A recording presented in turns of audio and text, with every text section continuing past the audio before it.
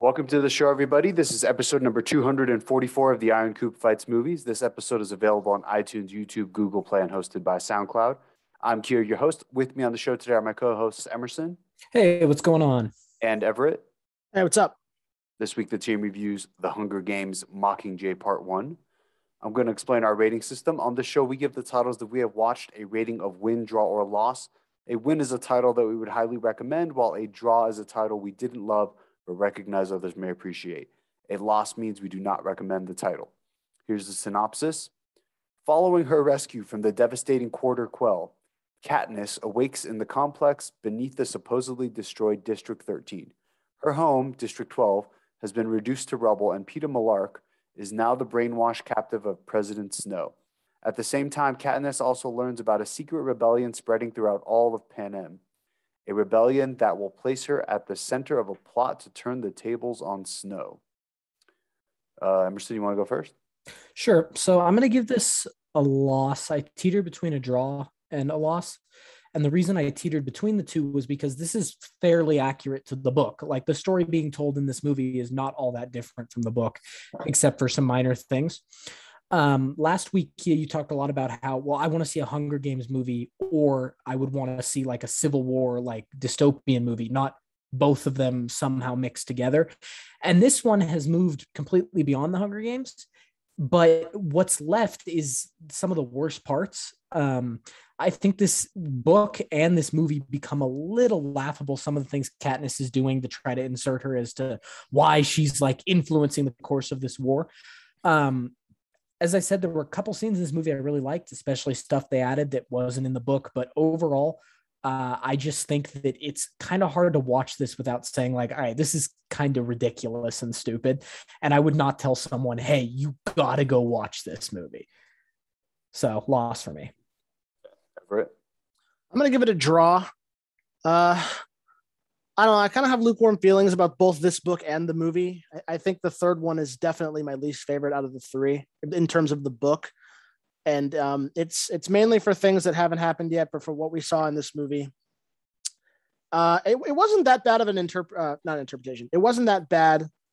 I can't think of the word of an adaptation of the book. And there were a lot of scenes that I liked, and I think there were some really good castings. I think Julianne Moore as Coin was actually really good.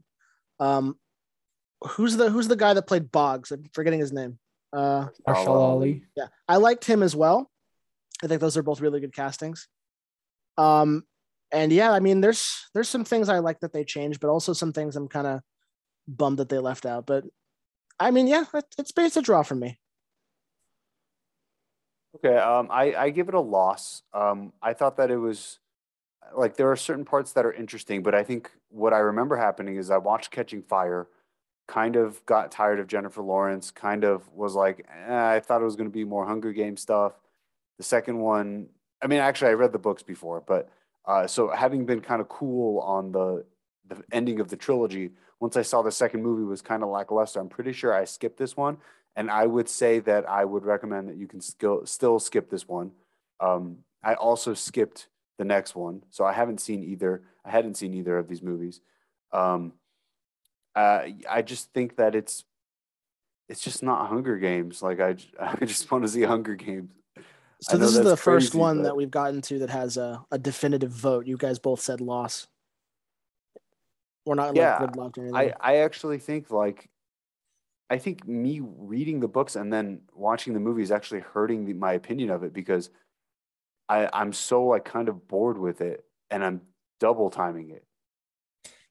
Because you know what's going to happen generally. And no, it's not. It's just stupid. I just think it's stupid. Well, did you disliked the book as the half the book as well so far, I'm assuming? I mean, it's not that I dislike it, but it's this like she can't decide who she's in love with. Yeah. And so do you see what I meant last week when I said like literally every other chapter in this book, she's like, all right, I'm totally done with him. It's this person. And then she's like, never mind, I'm back to this person. Well, I think that sells. I think for like preteens and young adults, I think that aspect of the book really sells. I don't really have a problem with that. It's just that combined with the war This book was recommended to me by one of the librarians when I was this is like Mockingjay was about to come out and she recommended Hunger Games to me. She's like, I think you'd really like it. You know, she doesn't know how hardcore I am about certain things. So she gave me the Hunger Games. I'm like, yeah, I really liked it. I thought the ending was like the mutations are a little like, who cares? But I overall I like the concept a lot. So I was into the second one. I was still invested in like what's going to happen. But you know, having gotten older now and just watching, I don't know, it's just not Hunger Games. I don't really care about Katniss. She's kind of annoying. Yeah, go ahead. That's what I was going to say, because I suspected you probably were going to be unhappy because it's if the last movie was like somewhat Hunger Games, like maybe 30% of the last movie was Hunger Games. This movie is zero, like realistically. But it wasn't even Hunger Games. It was something else. It's like a wannabe war movie, basically. There was still a connection to the games in the last one. Like there was another game, like the Quarter Quell. This one, that's all gone. And it's funny because for me, my issue with it is that a lot of my favorite stuff that I would like to see in like a war movie like this and like, okay, what's happening gets cut out because instead we're focused on this young girl. And it's like, look how she changes stuff. Like can we go into spoilers? Yeah. When I see her shoot a hovercraft down with an arrow, I don't think, wow, that's badass. And I have this issue in the book too. I think like, man, that's kind of stupid. Like, are the hovercrafts that bad? Like it's just, I don't know, something about it just really, it's gone too far in leaps of logic, because all stories it's a little weird. Like, because they build up the capital technology almost otherworldly. Like they have all these augmentations that people use. They have like holograms and stuff. You can take down a super advanced warship with one single explosive arrow. It's a little weird. It's a bit of a stretch. Yeah, I agree. But irregardless of that, like if you're going to show me a war movie about like a civil war, an uprising, right? I would like to see the Civil War and the uprising. But instead, what you see in this movie is you see like kind of the edges of it a little bit. And a lot of it is the drama surrounding Katniss, which makes sense given what the series is. But the problem there is like, if it's someone like me who like, I'm interested in like, okay, show me the Civil War, even though that's not what it is, you're not showing enough to me. And then if you're someone like Kia, who's like, well, the series is called Hunger Games, but now we're in a book where there literally aren't any games at all. And you're like filming propaganda TV for a war, like that's questionable. So it really is, I don't know, it's not really for anyone, I don't think, except for, you know, young people who are really invested in the love triangle. There's a thing called the promise of the brand. So like when you pick up the first Hunger Games book, you don't really know what it is, but it's a Hunger Games game. Right. So when you say like there's a sequel to that, you're expecting more Hunger Games. And she kind of delivered, but then it turned out it had a very strange ending. It was literally meant to, the story like bridge the gap between I'm a tribute to I'm a rebel like symbol. And then the third one is literally a rebel war. And it's just not, it's not the brand. It's not like, why am I still, what story is this? Like, yeah. Peta, like, whatever. I mean, I have some things to say. Let's look at, okay. Yeah. Did they, because I remember in Catching Fire, they cut out the two people that like told her there was a District 13, or they believed there was. Yeah, they cut Bonnie and what's her face, the people from the woods who were escaping. Bonnie and Fuckface. Did they introduce that concept again in some other way? I don't remember. No. So this movie ends with her escaping the arena and then waking up in District 13, and the audience who hasn't read the book is supposed to understand what the fuck just happened. Yeah, I know. If you don't have the context there, it's like, what the fuck? And they have like a single throwaway line, like, we thought 13 was destroyed, but it wasn't. He explains it, but it's like, hold on, how many years has it been since the last movie? Like, I went and sat here, and how many districts were there? Like, who are you again? Yeah. It's pretty crazy. Effie Trinket is supposedly dead, isn't she, in the books? No. If I remember correctly, it's unclear what happens to her, but I think she gets a resolution later. Don't they say in these chapters, we don't know what happened to her? Yeah. They And say they don't know, but I remember that like something comes of I'm sure that. there's some stupid thing, yeah, but But so they've she, replaced her in this with the prep team. yeah, they replaced the prep team with her. Yeah. Yeah. Like, and I That don't kind of mind sucks her, though. but I mean, I I didn't like need to that. see the prep team. I didn't need to see them, but I liked the descriptions in the book of how they were treated because that kind of gives you context for how brutal District 13 is, like how awful they're being treated, and like she doesn't even know about it. It's like an Yeah. intimidation tactic almost. Yeah. And see what's interesting is so I liked a lot of the scenes they added in this. Like I still like Heavensby. Um Philip Seymour Hoffman. I like seeing, hey Mitch is fine, but every time they're like, oh, she's on camera and someone's looking at this and is like inspired, I'm like, if I watch a little girl like singing a Hanging Tree song, I'm not going to go turn to my friend like, we need to blow up a dam. I would be like, what the fuck is this? Like, and by the way, that dam scene was the scene. That's the only scene I remembered because I haven't seen the second Mockingjay movie either. That was the only scene I remembered, and it wasn't as bad as I remembered. But I have this like deep distaste for the whole like, well, if you just charge at gunmen, eventually you make it through. And that scene was okay. Like it shows that like the numbers overwhelm them. But like I'm so tired of the whole like, yeah, if we all just run at them with guns, like it'll be fine. It's like, But so this is the thing, like when you make movies about rebellions, you either have to like get down into the nitty-gritty so far that it's actually not a good story to tell, or you do bullshit things like this where it's like, let's show a montage of them the rebels running against the Capitol and people are dying, even though it makes no logical sense. You convey the message that they like overwhelmed, but that's also stupid. And that's why I think movies like this are in general stupid. You can't really like do a mini series about like a certain part of the war, like Band of Brothers Pacific. But if you're going to talk about like a full fucking scale war in a movie, like you can't do it. It's actually so difficult if you really yeah, think because about it. physically too much stuff happens to cover, like with too many specific parts. And also the pacing of it.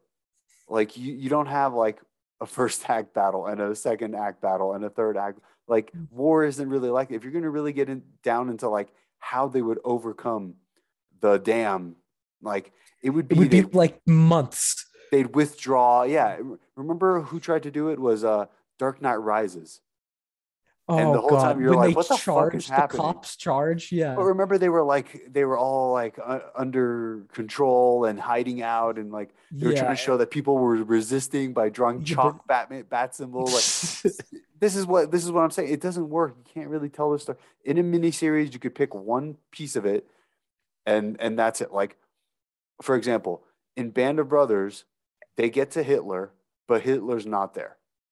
Not only that, they think that they might go to Japan, but they don't. Like they're one piece of it. It's not like, hey, Major Winters was like the hero of the war, and let's go through the whole thing and show how people are getting inspired by him by like charging the enemy in certain areas, and like we're just gonna do a quick montage to show every part of the war that's like rising up and show him in the final battle where he kills Hitler. You're like, all right, this is just it's just like really simple, superficial stuff.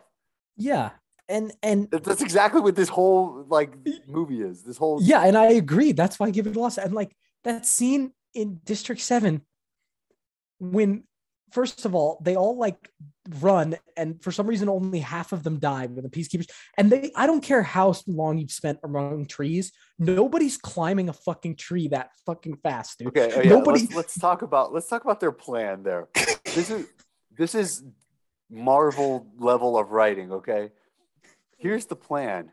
The fucking idiots. So we're gonna all pretend like we're going to work, but the ground that we're all walking on, we're gonna rig with explosives.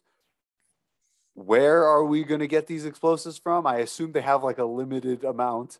So they choose to place it around. I mean, how many peacekeeper soldiers did they catch in that blast? Like Like maybe 12? 40 or 50 at It most. seemed a lot less than that. I don't know. We can exaggerate we'll assume that there were really twice as many than we actually saw. Um, they're all walking. Then don't they? So they all start running and start The guy climbing. he whistles the note and then they all run, and they're getting gunned down, by the way. Right, but so they're going to climb. Are they all supposed to climb trees? Because that would be impossible to climb, all of them to climb the trees before a stationary guy with a gun just like shoots at them. Yeah. It's insane. Like they'd be lucky if even like one person made it. Yeah. And then they climb the tree in like 2 seconds, by the way. They're like monkeys. I mean, I get it that that's where they like work every day. I don't care. Yeah, but it doesn't matter. They're not faster than the guy's gun. All he has to do is like tilt it up. That's it. And then so they go up there, somehow surviving, having taken like 80, 90% casualties. And then they just blow up the ground beneath them. Yeah, but there's more peacekeepers. You're forgetting the taunt.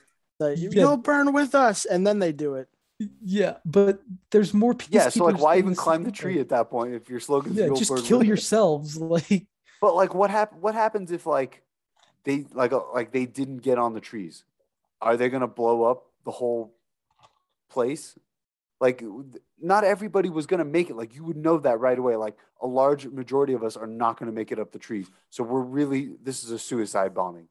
So why not just blow the thing while we're all on the ground? Like, why not in fact stage like a coup, fight them, make them bring in more peacekeepers and die that way? What we saw was the dumbest shit ever. Yeah. And it's because, this is a person writing like young adult stuff, and she's somehow writing a war story suddenly and trying to convey to us like Katniss. So Katniss is going to inspire me to make that dumbass plan. Yeah, I'm going to be real. Like, when she's like talking about the stuff at the hospital or singing her song or showing District 12, if I was a rebel, I would be like, why the fuck is this person with a bow and arrow like explaining to me how we're going to win? Well, okay, so let's talk about the bow. So in the book, her bow, she like can talk to it. Why would you need to voice lock a bow and arrow? I don't know. It's played as like so the enemy can't use it, but I'm like, it's not a gun. It's a bow and arrow. Man. Like no one knows how to use a bow and arrow. And basically, let's say it was the gun, hypothetically, right? Let's say it's the best. Are you telling me that if one person gets that one bow, that the war is over? Like they win? It's that powerful of a weapon? Yeah, that's dumb. So the director of the propaganda films is the girl who played Marjorie Tyrell. What was her name? You guys remember her? I remember her in the movie 100%. I don't remember what her name was. Let's find out. I always think of her as Lola Bunny. Have you guys ever seen it's not Natalie Dormer? That's her. Yeah. Speaking of Game of Thrones, did anyone else think look like Lola Bunny? Did anyone else think that Pollux kind of looked like Sam from Game of Thrones? Just a little bit. Dude, that's Foggy Nelson. Yeah, I know, but he reminded me of Sam for some reason. Yeah, I don't know anything about that, but I was like, damn, Foggy didn't get a speaking role in this. That sucks. Natalie Dormer, her character looks fucking ridiculous. Yeah, she does. Are we supposed to think she's badass? I think so. And when she's like, Katniss, she's just the director. When she goes, what just happened here, Katniss? And I'm like, what do you mean? Like, why are you? It's very. There's a lot of cringy parts. Yeah. The worst one was when her hospital speech, when she's trying to she's like upset and she's yelling at the camera like, "This is what happens. This is what they do. They'll all burn."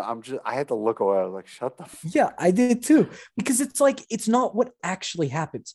Like you've seen, like there's film footage of people who discover massacres, and usually it's like wordless anger or wordless grief. And there's a reason for that, because it's like you're overwhelmed by emotion.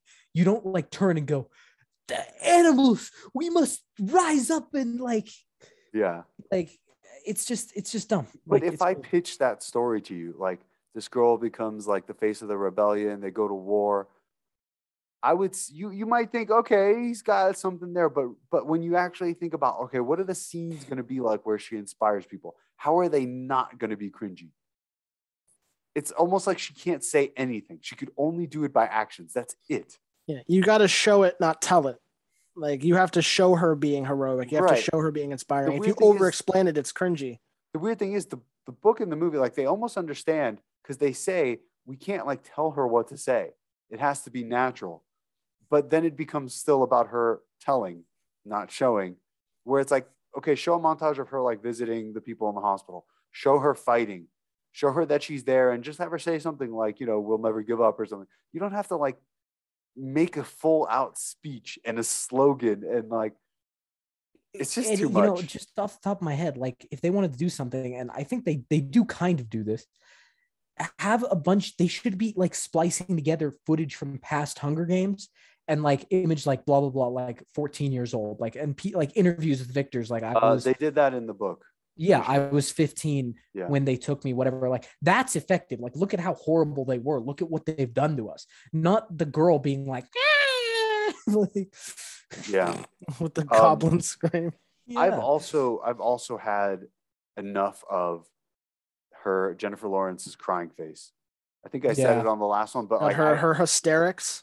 I don't even think it's her fault, but it's like, it's too much of this hysteria, this crying, this wailing, screaming, kicking, and like, I'm tired of it. I don't care. One of the first scenes in the movie, she's literally in a closet, like rocking back and forth, like, my name is Katniss, I'm from District 12. Like she's doing the speech from the book. And it's a little over the top. I mean, it's because there's no setup for it, because she's trying to like adjust to her new reality and like everything that's happened. But since you don't actually see the transition like you do in the book, the movie just starts her there and you're like, what the fuck is happening? Like, I think that someone like her would be a little bit desensitized to it at this point, but that's Gail's arc. And I don't know what to do with her. Like, what would you have done instead? Make her like cold-blooded? That doesn't seem right if you're trying to tell this like heroic story. But So what I was thinking is, remember Captain America's arc? Yeah. From the first movie, where he's just like, he's a kid from Brooklyn, and they kind of use him as like a propaganda piece, and he has a desire to prove that he can help the war effort, not necessarily like Captain America in that movie doesn't say, I'm going to kill Hitler, like, or I guess Red Skull in this one. He's like, send me out, like Hitler's my bitch. He's more like he just wants to do his part. Right. And I almost think that maybe you should have at least gone with that as opposed to her having to be the one to kill Snow. Because it's like, it's so arrogant that she would think, how are you going to make sure that you're the one that kills Hitler? It's impossible. How can she claim that she has like, he's tortured me the most? Like, right. Look around. There are people who've lived for 4 years with the torture. Like there are people who no one came back for them. All the families of the people he killed in the Hunger Games. Like he's killed other people's families. Or just in the rebellion. Like and he had like many months where he could have sold her for sex and he didn't. I think that her just like being like, I just want to do my part, and I'm not sure how that plays into the love story, because then she's on the same terms as Gale, who's also just like, I just want to fight and like win back the country. I don't know. That's the only change that I could recommend. The other change would be don't do this. Like, that's the problem. Keep the Hunger Games going. Like if she really wanted to do this, she could have done like what you were saying, an anthology of the Hunger Games. Like go back there, and then she could have had a separate series about like the uprising that like is only tangentially related. Like I don't think, I know you like that stuff, but I don't think like you haven't thought it through. I don't think it would be good. Here's the thing, it might not be good, but if she's dead set on telling this story, it needs to be split into two different stories. It can't be both told in one. I don't know why I don't know. Part of me feels like she realized that she couldn't do an anthology series of Hunger Games, because that is also difficult, because you can only do like 2 before it gets old. Mm-hmm. You could do one where like the lovers are the winners. Do one where like a brother and sister are the tributes and they have to fight each other in the final. Obviously you don't want to do one where like the favorite wins too many. Like you can't. That's not that interesting, where he just like wrecks everybody. You know, you could tell Haymitch's story, assuming you did it a little bit better. Maybe do like, I don't know. I mean, that's off the top of my head. That's 3. Would it be like a beloved franchise if you did that? I think I mean, I don't know. I think it has a slight This would possibility. sell more. This would sell more. That's the truth. But as you can see, it's like there was a time where it was a big popular property, and then like these movies, I don't think they did particularly well after the first one. I don't know how much money they made. I'm not saying they were like a bomb, but like Emerson, you said you never saw the second one. No, I didn't. And I didn't either. So like something went wrong with the marketing. Everett, did you see it in theaters? Yeah, I saw it in theaters. Okay, so something went wrong with the marketing if 2 out of 3 people who would have who read the books and go to movies didn't go to the movie. Something went wrong. I think it realistically was, it was just like, I think because I saw the first one in theaters. I remember, well, I only know I saw it because of the fucking bridge scene. I have that burned into my memory. But I think it really just is that even if you, in the book, like when I was younger reading the book, maybe I didn't recognize how cringy what she's doing is, but it's impossible not to look at it on screen and be like, I did not get the cringe. I remember being invested in the book. The movies I was not interested in. But I was invested in the book. I was invested in the love story. I really just couldn't believe that she would ever pick Peta is kind of why I was interested in that. No way. You had to keep reading. I was like, no fucking way this is happening. And then I don't know. I remember I just not liking the third one that much. Also, I've read past this movie now, and some of the stuff that happens is really stupid. Yeah, I know. I think I know what you're talking about. So, okay. They make some weird decisions later on. So, one part I liked was when Peta warns them that the bomb is coming. And what I didn't understand is if they can blow the first 10 levels away, as it's said in the book, why can't they drop another bomb that would then penetrate? Well, I think it's implied that 1, they don't really know what they're hitting, and 2, they don't want 13 to nuke the shit out of them. But they bomb them. Yeah. But I mean, 13's also fully trying to overthrow the Capitol, and the Capitol has nukes. Right, but you wouldn't want to, if you don't want to provoke them into using a nuke, why would you bomb them so bad that they barely survive? And why couldn't you just do it again? Aren't they completely vulnerable now that there's a giant crater over? Yeah, you'd think so, but I don't know.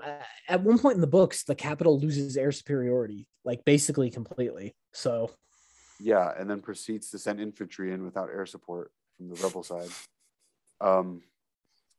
Okay, so they realize that this movie needs a third act, finale.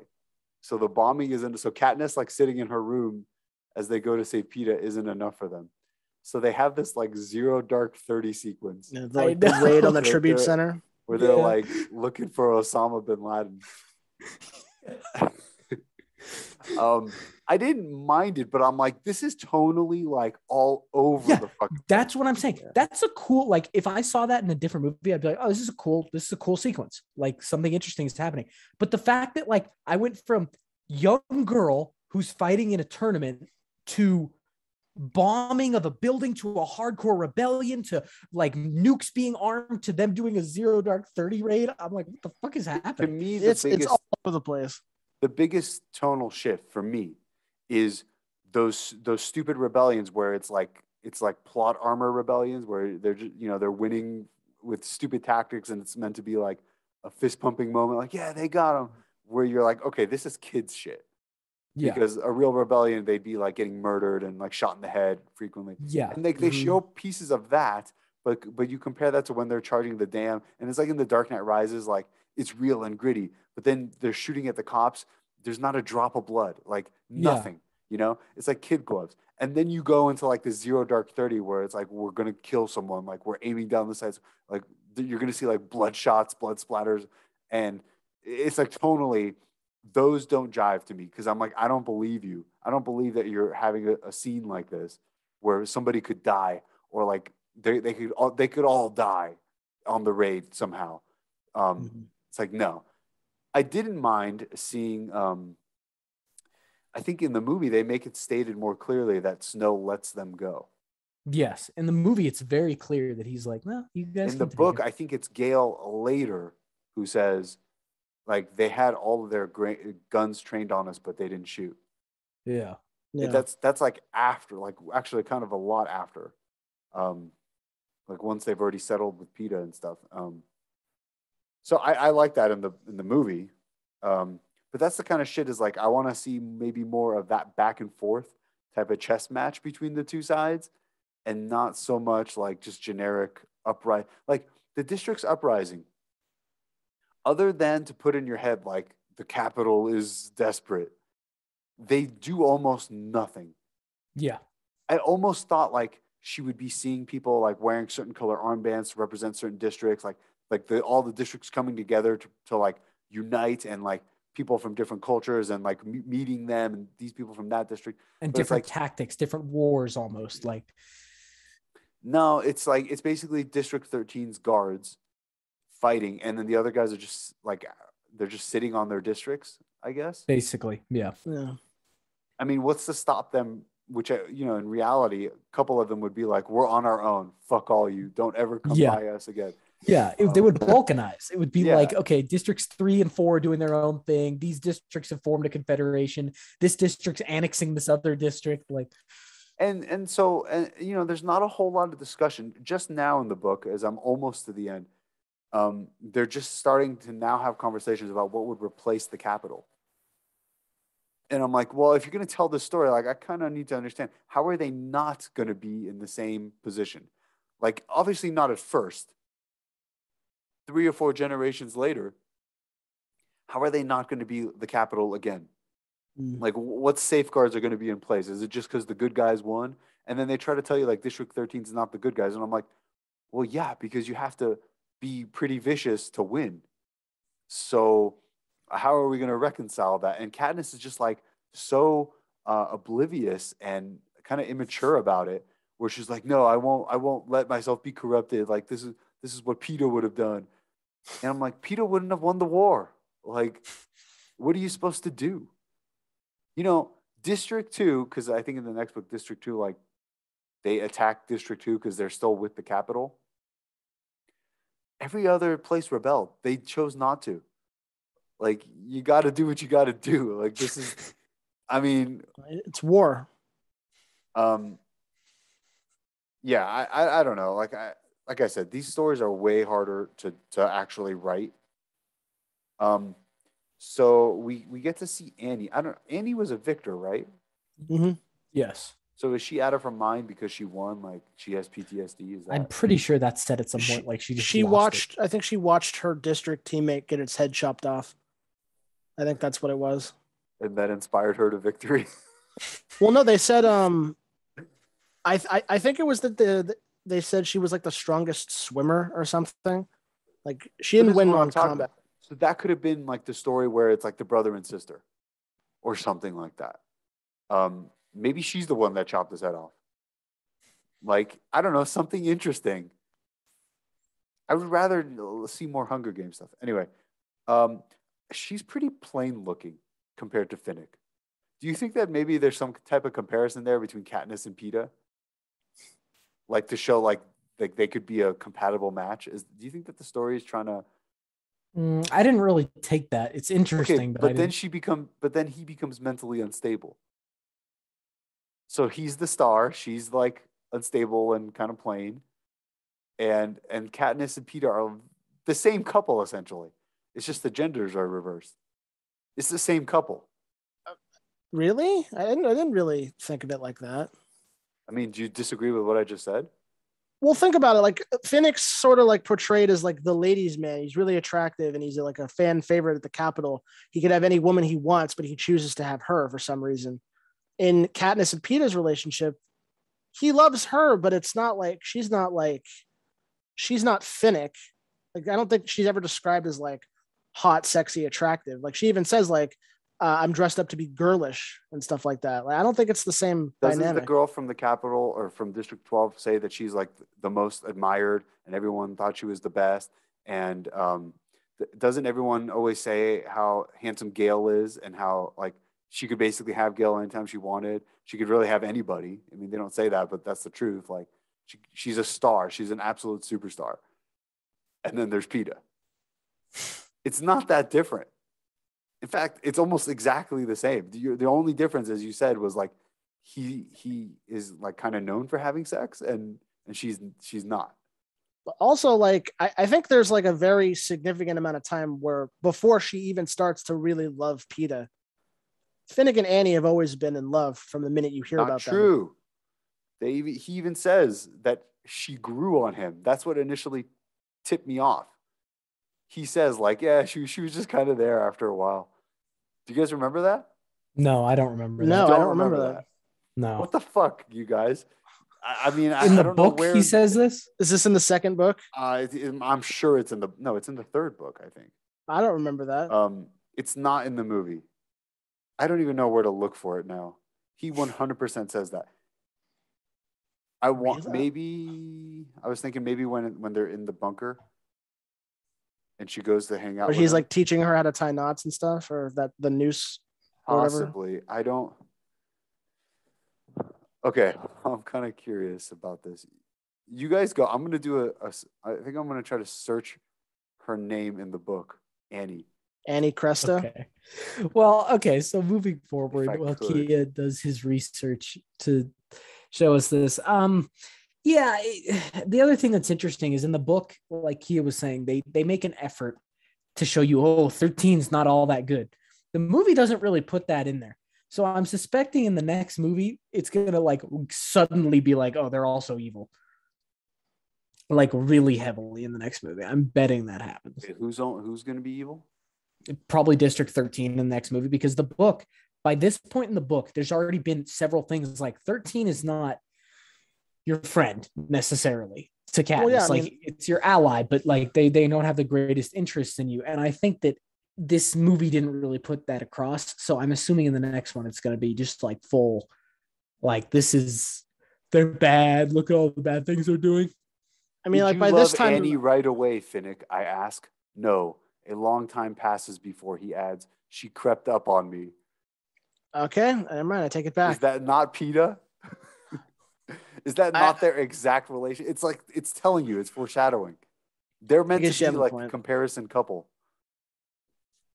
And I noticed that because I that's the part I hate, is that she chose him because she at the end she basically says he was there the whole time, and I hate that. And I think it's such bullshit.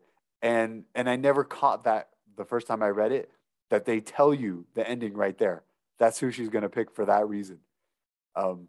Anyway, what were you guys saying?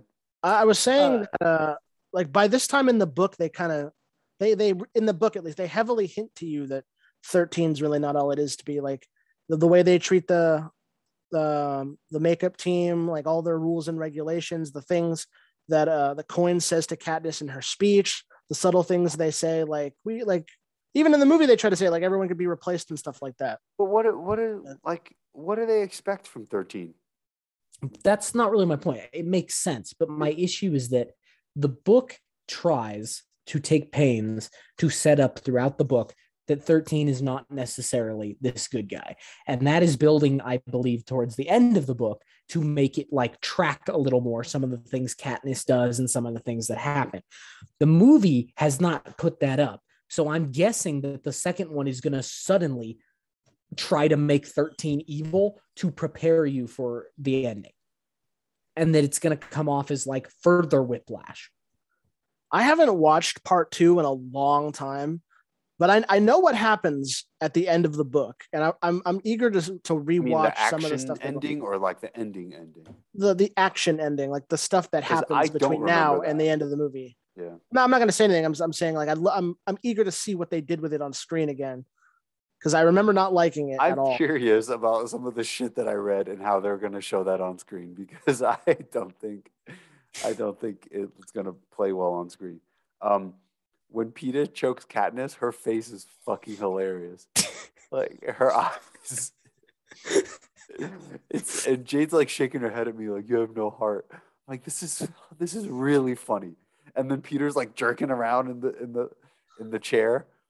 I'm like, Yeah, that scene's supposed to be played off as horror, but even I was like, this is like, like, oh, he's animalistic now and stuff like this that. is a but little much. Like, good God. but it's yeah, also they were a little bit. at that point in the story, to get Peta back, because I'm looking, like, as a reader, I'm looking for some tension to this Gale Peta bullshit.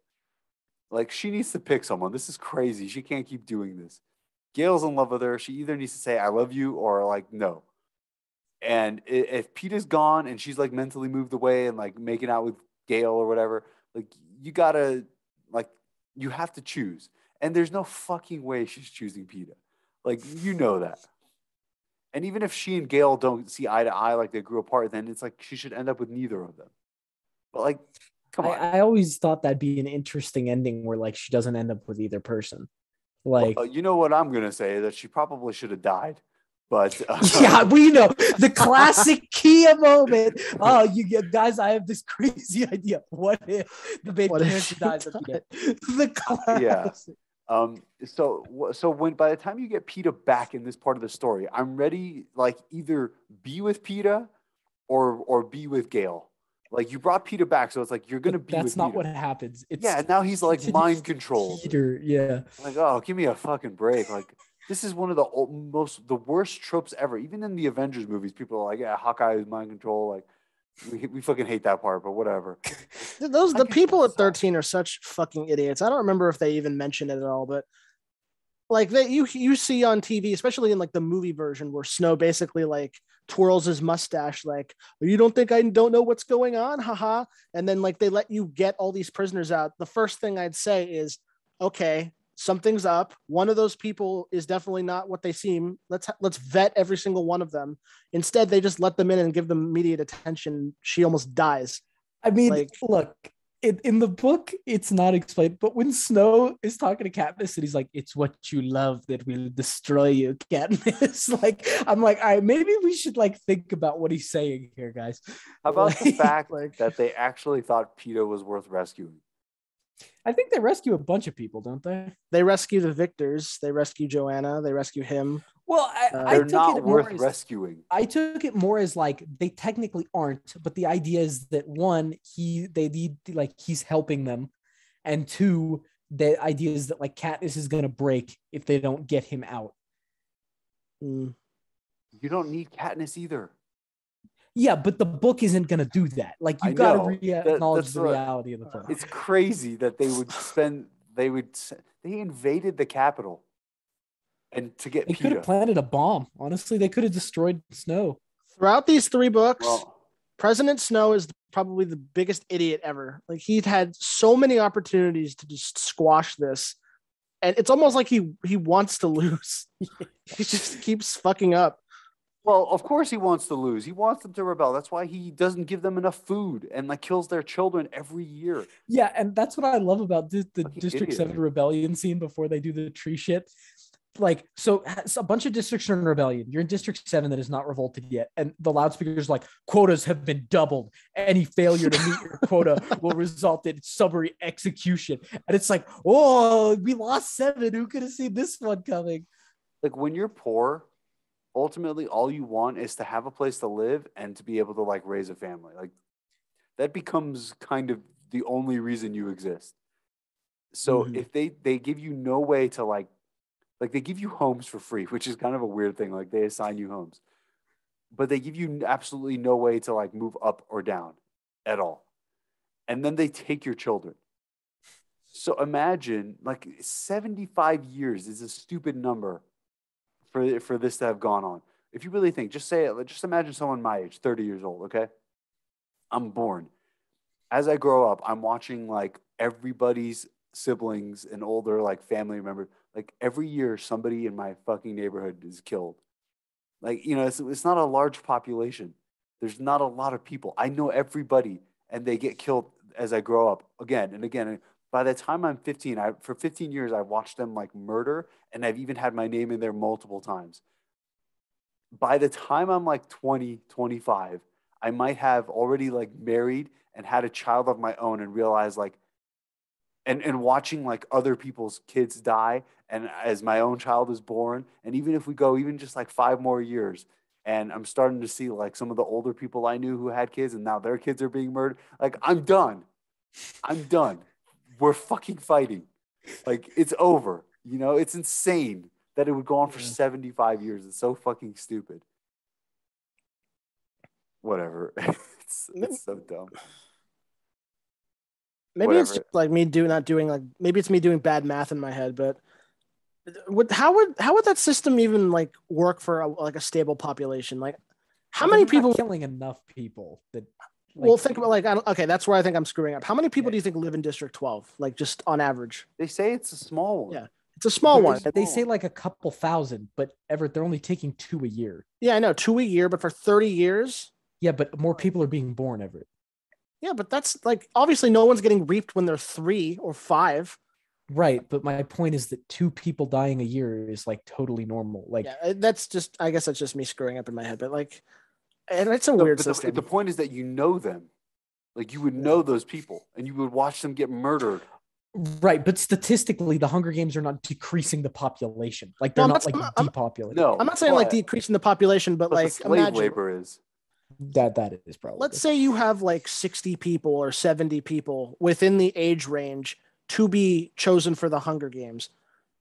Like over the course of like 5 years, like I don't know, like probably in the early years, the population wouldn't have been like able-bodied people. It would have been like young children and older people probably, and like reaping from that population, like anybody who was like mildly on the verge of being an adult, and like killing those people probably wasn't helpful to the population because they might have I agree. Every girl they took might have had like 5 kids. But Everett, you're right. If you have 70 people over 10 years, 10 of those people would be dead. So that's 1/7 of the population. But other people are aging up into the group of 70, while some people are aging out. So every year, and there's a limit, right? They say there's a like once you hit 18 or 19, yeah. So every year, 20 people turn 18, they're not involved anymore. 20 more people turn 14, they're involved now. 2 people get chosen. All right, I think I see now. Yeah, that's okay. That's just me. The problem with killing their kids is like you're literally taking away their reason for life. Can you imagine for a minute that age range barrier is gone? So you could have like a 50-year-old man reaped with like a 13-year-old kid. I mean, that'd be weird. I mean, they like when they do the Victor thing, it's like all kinds of ages. Even more reason for people to be like, "Fuck this!" Like, whatever.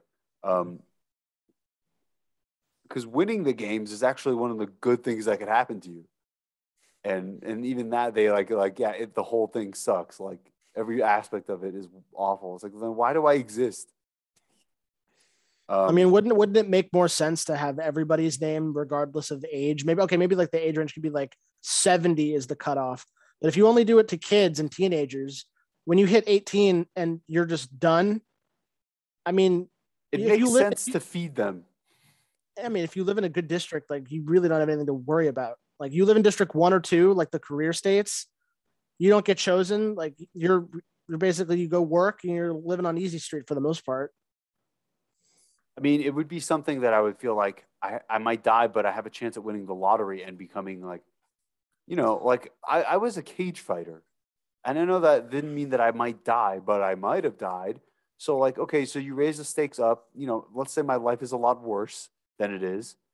And like, you know, because I have options in my life that I don't have to be a cage fighter. But let's say that I don't, and that I'm like very poor and like I live a tedious life of physical labor. And then let's say that the chances of me dying are very high, but if I win, I'm set for life. I don't have to make a career of this. I just have to win once. Like, it's not the worst deal in the world. Whatever. Anyway, Emerson, do you have a fight of the week? I didn't create one for this. I just didn't know what to do. All right. So, what heroic line would you say when the hospital is being bombed behind you? He was like, "Damn, they ain't gonna be in rush hour." I'd be like, they're like, what, how do you feel, Kia? Like, what does this make you think? I'd be like, some sad shit. Motherfuckers didn't want to live no more. Everyone's like the people behind the camera looking at one another. No's like, what the fuck is going They're like, what is on? that from? I'm like, there was an ancient time, a show called The Sopranos that I unearthed and I watched it. You've got That's like the last, that's what you're fighting for. It's not the rebellion, but like the Capitol has the originals. They have the DVDs and they like won't release them. And you're like, this is why I'm That's here. part of your Victor winnings. You get access to like old tapes and stuff, like the Capitol directory. All right, whatever. Jesus. All right, so for Roundup, I've been sick. I was home. I watched a couple things. Andrew Garfield has done a lot of movies this year. So I watched one called The Legend of Tammy Faye with Jessica Chastain. Have you guys? I've heard of it. I haven't seen it. Haven't heard of it or seen it. He's like her husband. She's a televangelist. And, they were famous a long time ago. And then he went to jail. I think he was gay. Like he got outed and she kind of like survived. It wasn't that good of a movie. It was okay. The acting was fine, but it was good enough to have on in the background. But the other movie that he was known for was Tick, Tick, Boom, which I hadn't really heard of. Have you guys seen that? I haven't seen it, but I got it in the mail. It's been nominated a couple times. Yeah, I thought it was really annoying, and I had to turn it off. There's a lot of singing. Wasn't it shot in one take or something? Well, there's singing sequences, I'm sure. There's no way the whole thing was shot in one take, but there's singing sequences. And I'll be honest, like the songs are kind of fucking annoying. And the story is about him. Again, I didn't see the whole thing, so maybe it changes, but it's about him trying to make it as a career. He's like a famous guy. And it's about him trying to make it in the music business. But it's less about like, have you guys ever seen the movie Inside Llewellyn Moss? No. It's a really good movie about a guy who's trying to make it in the music industry. It's Oscar Isaac's like breakout role. Check it out.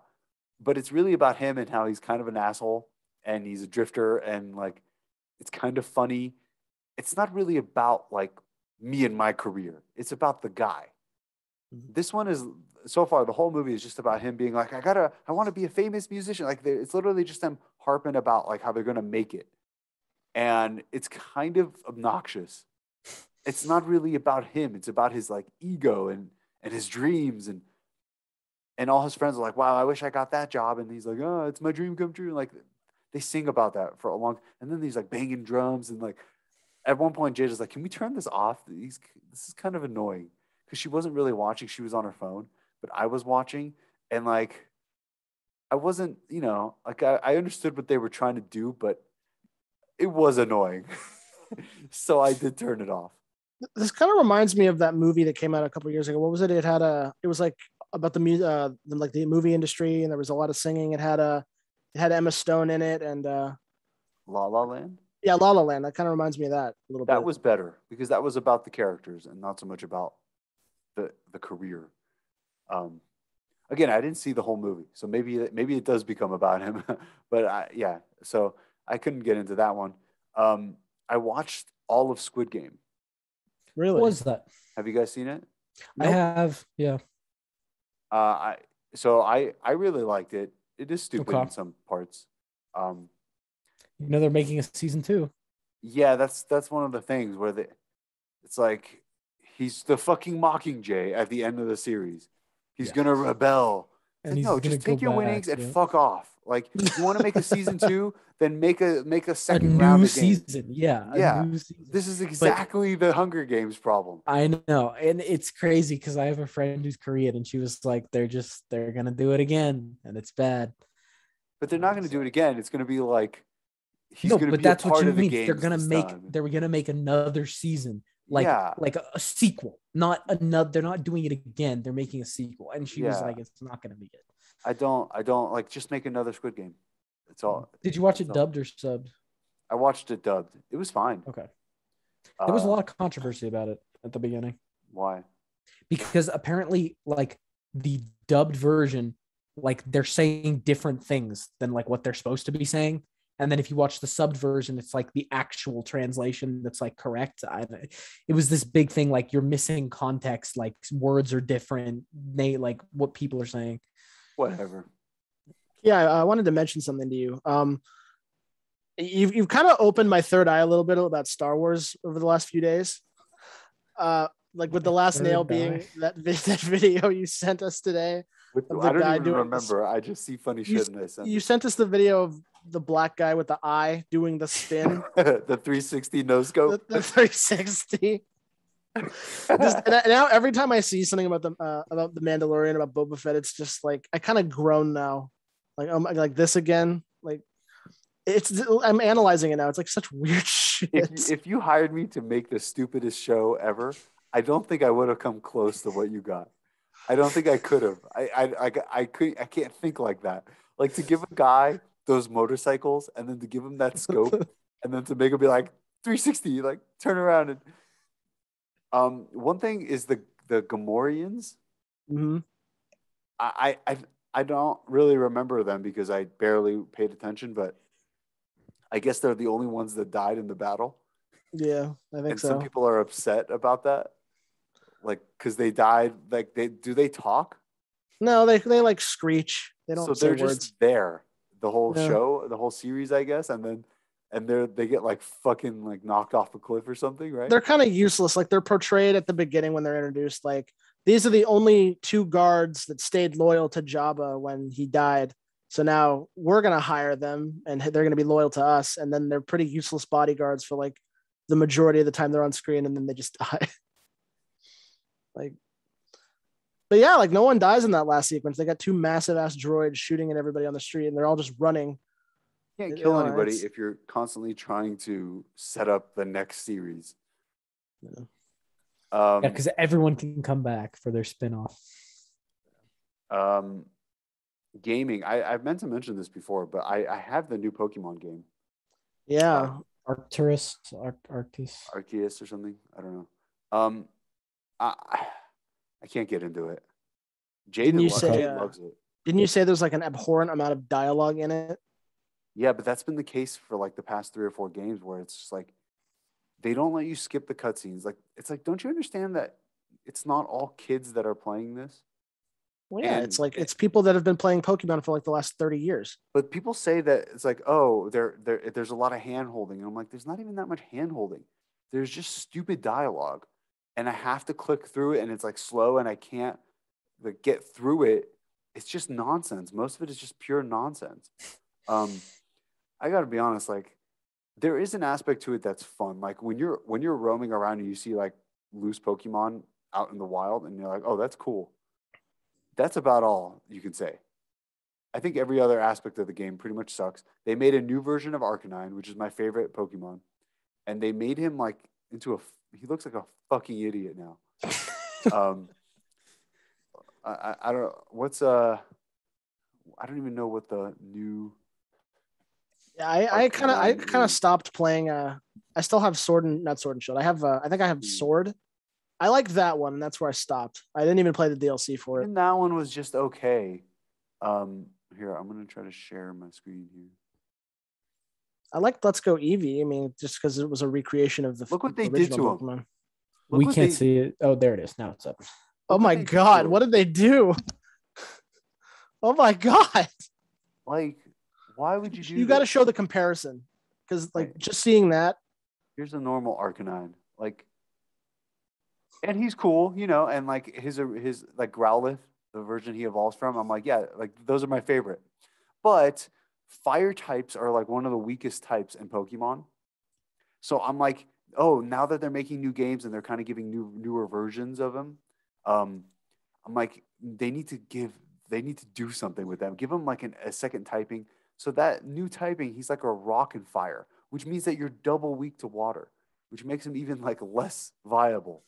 And then he looks like a fucking idiot too. Like, why would you do this? Is this Growlithe? Oh yeah, this is Growlithe. He looks like a poodle almost. So this is Growlithe. I guess this is this still Growlithe? Yeah. I mean, that's a cool ass Pokemon. They could have done some real awesome shit with it. Instead, they just fucking ruined him. Wow, that sucks. Jesus.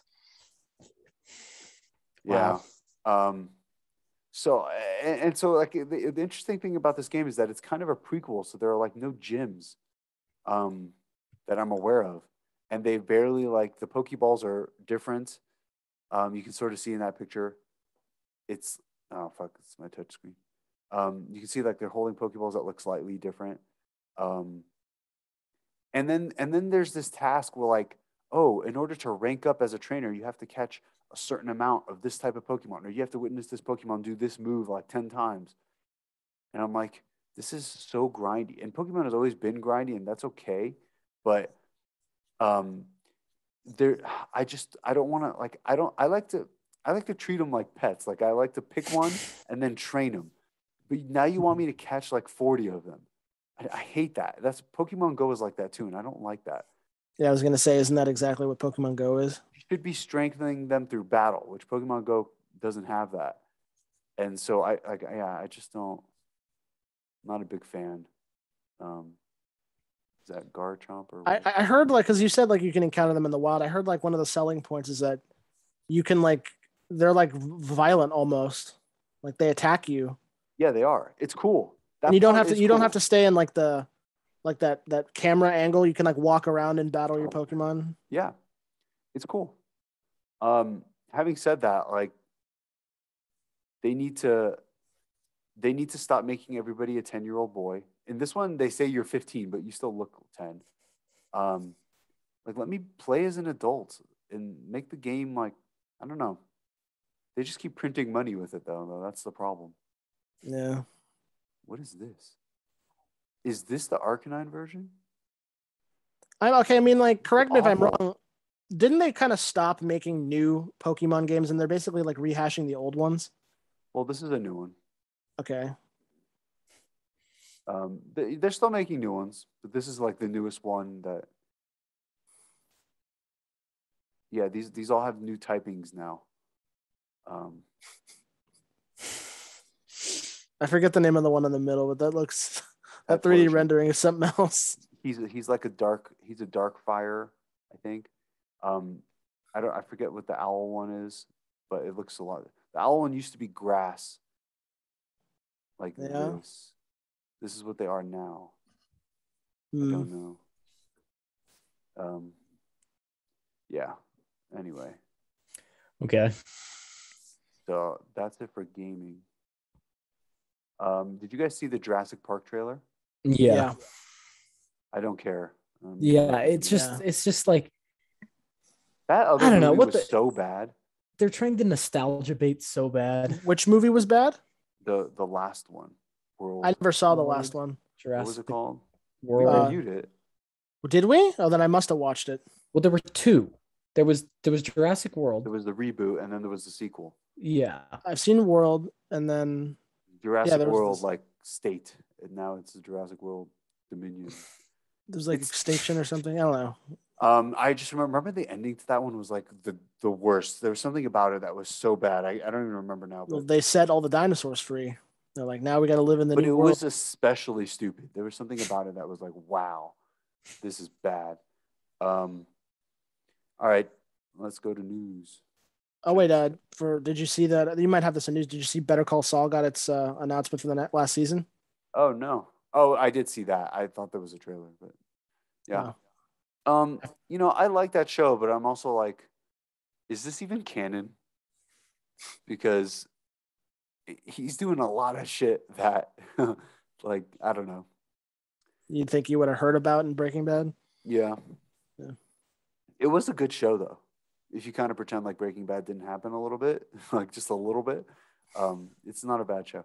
All right, Daredevil. Charlie Cox knows some of his MCU future and says it could be the next 10 years of my life. He could be 50 years old. It could be the next 10 years. He could be 50 years old.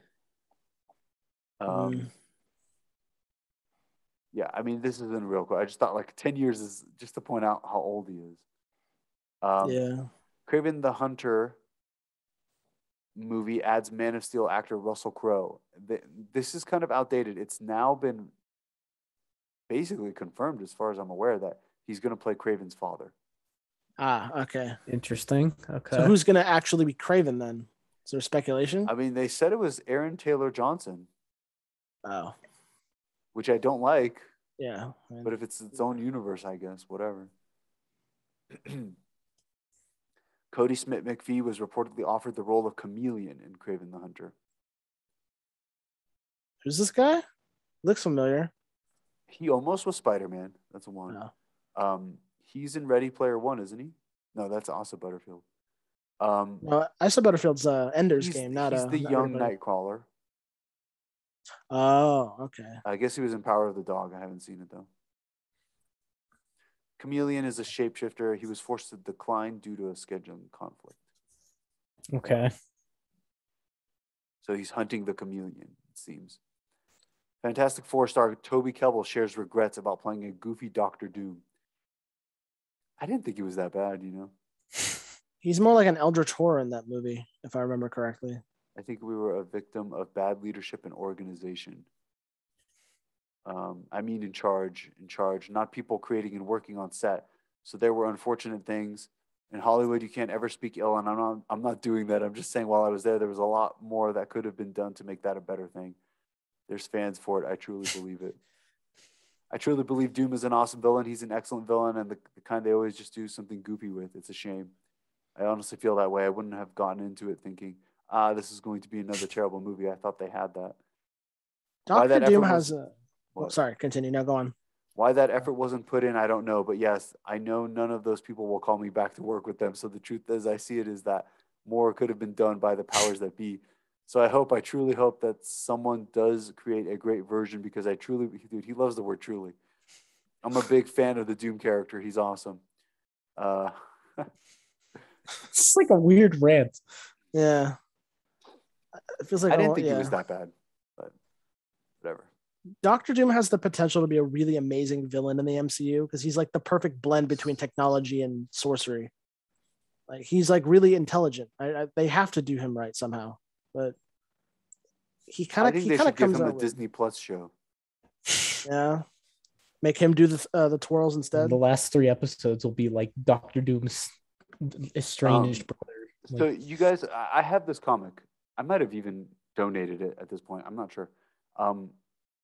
I had this comic called Thor, and he fights Gore the God Butcher.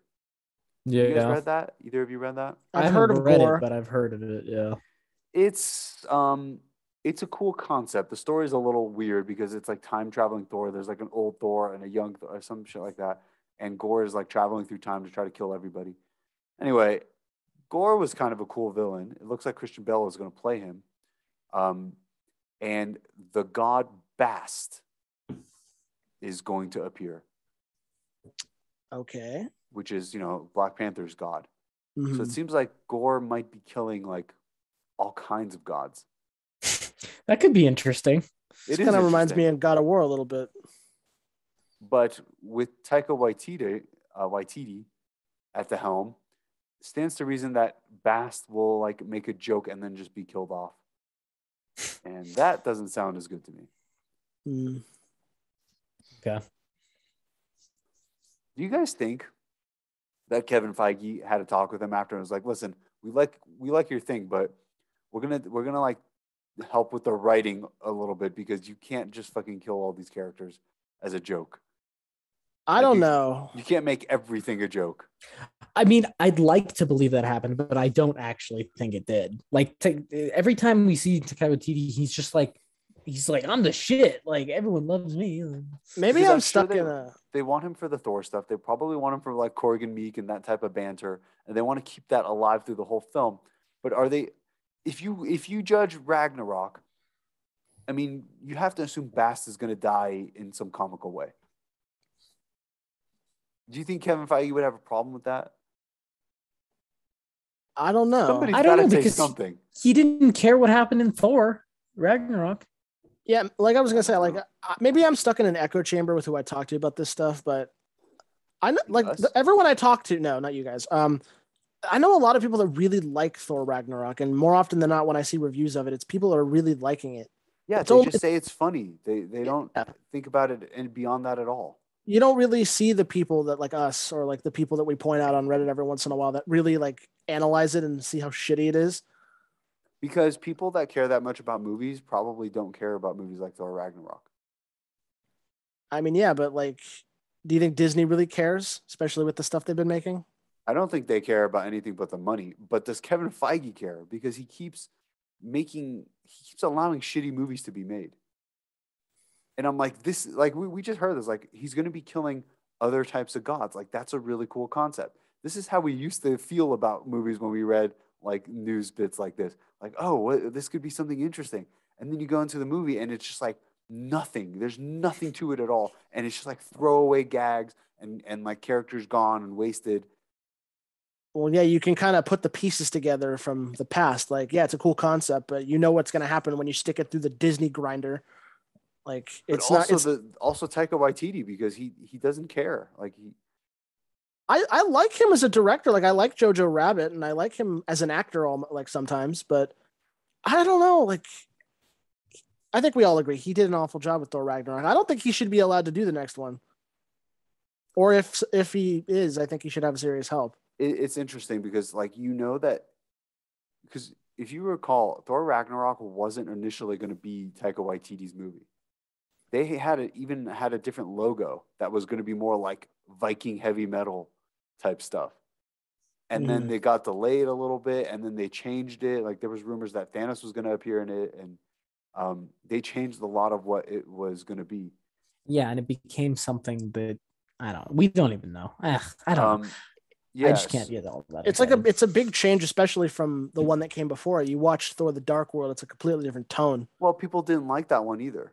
Yeah, which but I get. People are stupid. Yeah, but I think that you could have. I think there was room for improvement on that, as opposed to, like, let's just throw it all out. Like, Chris Hemsworth being funny, he was funny in the other movies too. Okay, so Taika Waititi can make him more funny, but is somebody going to come in and, like, sort of, because, like, Thor Ragnarok, a lot of those action sequences were like pre-planned. Like, Taika Waititi has no say over those because they already started the CGI on them. Like, he has no say on that at all. He might be able to, like, add in a line here or there, like, like in a cut, like in a reshoot type situation. You need to find a balance, because remember the rule that I keep bringing up. Like, if you can change the source material so long as it benefits the character. If you ever read Thor in like the older comics, not like some of the newer ones where they adapt it to look like the MCU, but Thor is not funny, jokey really at all. He's like serious and, kind of not brooding, but he's more serious. And I MCU is the one that made him like kind of jokey, and it works for the most part when it's done right. But then when you overdo it and you slam that point in, it feels too forced. Doesn't feel right. Yeah, so that's what I'm saying. Like, are you gonna get Bast and he's like a drunk, or she? I don't know. But they're gonna like show up and she's gonna come looking Who for help. knows? And It's like, just oh, you're the cat lady who, like, she like makes all these weird jokes and shit. Like, I know you from the wall posters. So Robert Pattinson has spoken about a trilogy. I think this is coming out now. This is like Damage Control. Remember, like, last week he said, "Yeah, I can't really see a sequel being done." Yeah, and they're like, "Hold on, the fans want to know that this is a franchise building movie. Like, we have to get that word out." So this is what this is. I think this is a paid article. I'm pretty sure. I'm down to do it as many times as people want to see it. He's kind of a real guy. Like, he doesn't really lie. Like, you can tell. He's not saying, "Yeah, we're gonna do as many sequels as possible." He's like, "Yeah, if people want to see it, I'll do it." Which to him, he's like, "I don't understand how you can make multiple sequels with this type of Batman. Like, it's not that kind of movie." Like, he knows that. I mean, yeah. Yeah. Anyway, let's keep moving. I'm not making any judgments on him until I actually see the movie. So the Netflix Marvel shows are leaving Netflix. Yeah, I saw. March 1st, and we're still not sure where they're going to land. People are saying it might be Hulu. Because like it could be too brutal for Disney Plus. And then people are like, well, if it's too brutal for Disney Plus, then how are they going to make, like, the Punisher again and the new Daredevil show? And I'm like, becoming the Punisher again. Yeah, whatever. Did you guys see this Moon Knight picture? Yeah, Mr. Knight. I don't know who the fuck that is. It's one of his alter egos. In his suit. Whatever. I mean, it looks cool. Doesn't look like a diaper there. Yeah, it's better than a toilet paper. Yeah. The novelization releases the origin of the Batmobile. Bruce finds the muscle car beneath Wayne Tower and spends years restoring the vehicle. that takes his mind off being a social outcast, and as time passes, he strips the classic vehicle down and continues to enhance it. Eventually, the billionaire, who doesn't appear to have plans to become a vigilante at this point, takes it on joyrides through the streets of Gotham. I mean, that's interesting. I like the idea that it's something that he's like crafted over time and it's like personal to him. Okay. Oscar Isaac explains why Moon Knight is able to take more risks than an MCU movie. He's an obscure hero, and the things we're dealing with are very different because it's a limited series rather than a movie. The pressure isn't there to make sure the opening weekend is massive. We're able to take more risks to bring that experimental quality on a huge scale. See, he keeps saying they're going to take series. risks. He keeps saying limited series, which implies not season 2. Right, and I'm like, so it's going to do really well, and they're just never going to touch it again. I don't think so. What kind he might of not risks, want to do another season. What kind of risks do you really think that they're going to take? Like, they're not going to make it violent, or if they're going to make it violent, they're going to kind of like they're going to minimize it. Yeah, they're not really. The only risk they're taking is they're using an obscure character. Like, that's it. Yeah, and I guess because you can like kill off maybe the auxiliary characters because people don't care about them. Maybe. What if he died at the end of the series? He's gonna die. I already like that idea, but I don't. Either he's gonna be physically dead and they're gonna kill him off, or he's gonna be morally and creatively dead, and they're gonna make a season 2 and no one's gonna like it. This is about Kingpin being even fatter than he was. We had talked about doing a heavier set version of Kingpin, but ultimately we wanted to go completely different, in a different direction for this character. To put him in that Hawaiian shirt was kind of like a dream come true. What the fuck are these people saying? I mean, why would you go in a completely different version of the character when you're literally trying to bring back a character that people love? Yeah, it's just nonsense. It makes me like sad, like reading some of these things. I'm like, you don't even know what the fuck you're doing. It's also hilarious. Okay, so I guess there was like a bunch of reveals for DC shit, but I didn't. They had like you remember how Marvel had like the next 3 years trailer last December? Like Marvel at the movies where they like gave you all the titles. DC came out with that basically. They showed off Flash. Trailer? They showed off, but yeah, it's like a very short trailer. They showed off Batman. They showed off Flash. They showed off Black Adam. They showed off Aquaman. Noteworthy in it? They showed Hawkman. They showed Dr. Fate for like a second. Black Adam actually makes an appearance. Aquaman's like in a black suit. Okay. You can hear Michael Keaton talking to the Flash. Aquaman looks horrible. Yeah, that's it. Yeah. What was that? Who were those people?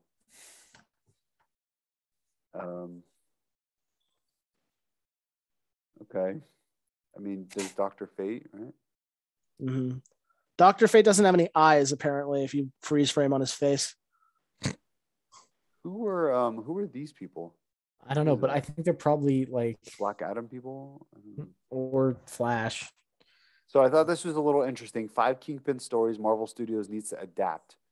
So like I've already said, like I don't think they have very many Daredevil stories to tell. So what are the Kingpin stories they've got? Hardcore. After being gunned down by Maya Lopez, the Kingpin returned to New York City after undergoing surgery to fix his blindness. Echo's assassination attempt failed, robbing Fisk of his eyesight, but leaving him very much alive. I mean, how dumb do you have to be to shoot him in the head at point-blank range and not finish the job? Daredevil paid for that, and in Hardcore, Matt Murdock, pushed to the edge by recent events in his life, publicly beats his old foe and declares himself the new Kingpin of Hell's Kitchen. This is what I'm saying. Like, they did the best stories. This is so dumb. It would be hard to jump straight into this arc in the MCU, but the concept of Fisk returning after his apparent death and going to extreme measures to regain his former glory seems likely for Echo.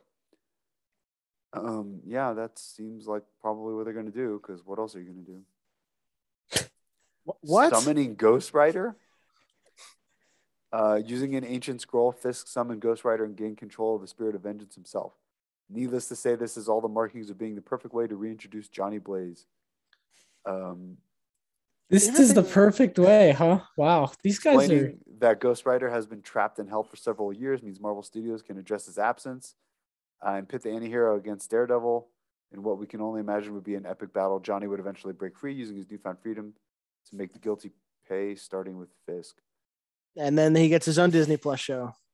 So Fisk becomes Ghost Rider? He just controls him, I think.